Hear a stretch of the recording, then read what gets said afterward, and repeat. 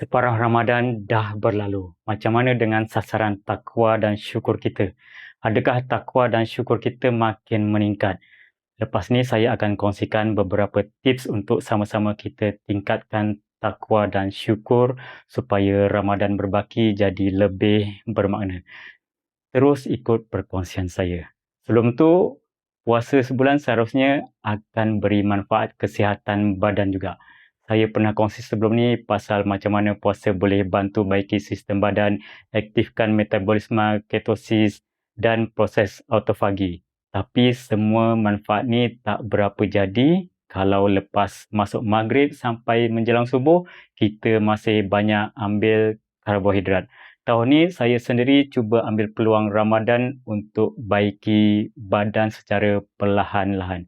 Saya mulakan dengan diet rendah karbohidrat menjelang Ramadan.